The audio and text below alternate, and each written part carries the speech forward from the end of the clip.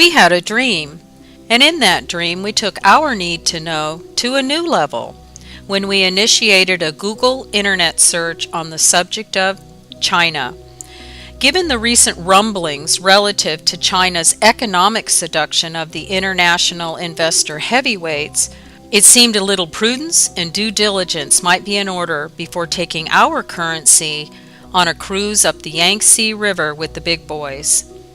Accustomed to receiving an uninhibited flow of information at the speed of now, we were predictably confounded when our Google search yielded nothing but a blank white page.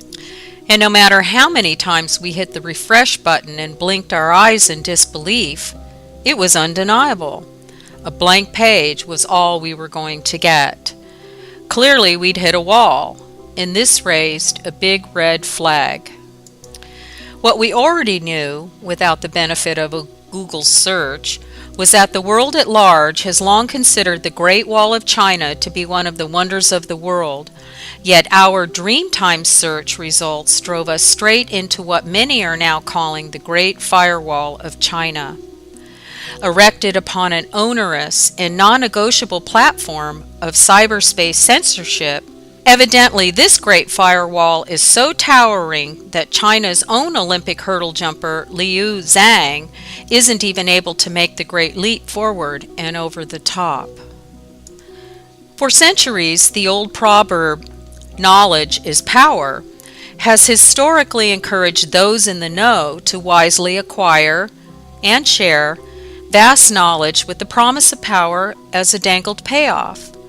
While this belief system may still prove viable, or perhaps produce the necessary credentials for some spheres of influence, the 21st century adaptation of this old philosophy seems to be more akin to money is power.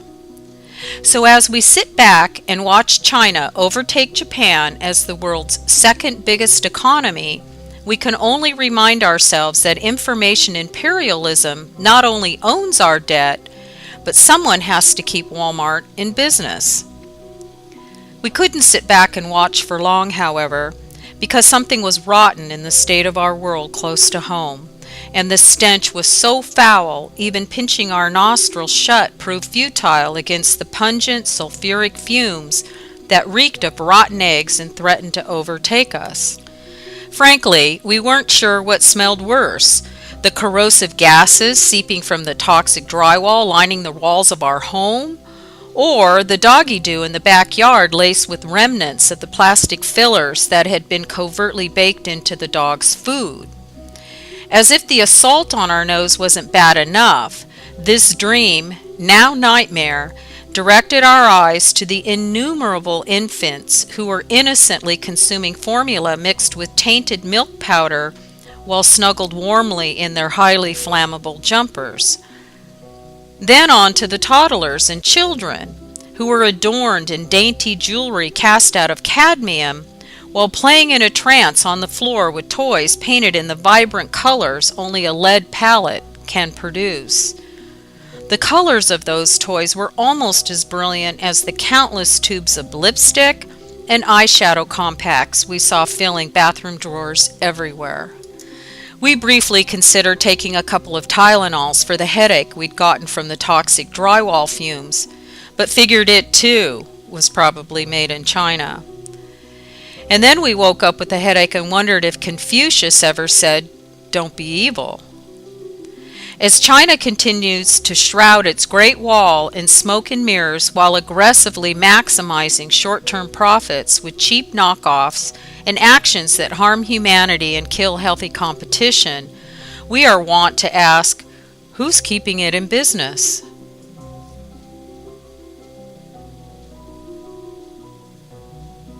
Waldorf was originally posted on January 24, 2010. Close to 9 years ago, when the news outlets were resolved in their efforts to portray China as the poster child for Big Brother censorship, and not above using provocative hyperbole to drive the point home. The inspiration underpinning this dream sequence was evidenced by the standard mainstream media misdirects, intent upon villainizing China for something that was actually being perpetrated worldwide, in every country without exception, all done with the sneaky speed of a totalitarian tiptoe. The corporation leading this New World Order World Wide Web censorship agenda was, and probably still is, Google, under the credo of their former corporate motto, "Don't be evil." So how close to reality were we?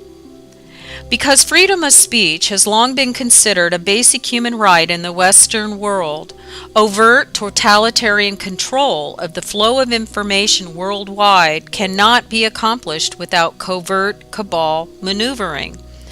After China overtly blocked social media websites and took steps to restrict citizen access to unabridged information on the World Wide Web within its borders, the mainstream media used the opportunity to make the masses believe that China was somehow violating their constitutional rights with its communist approach to censorship. It's been said that the frog is the last one to notice the water. To us, that means keep the people distracted with lies and survival, and they'll be far too busy to notice their environment has been turned against them before it is too late.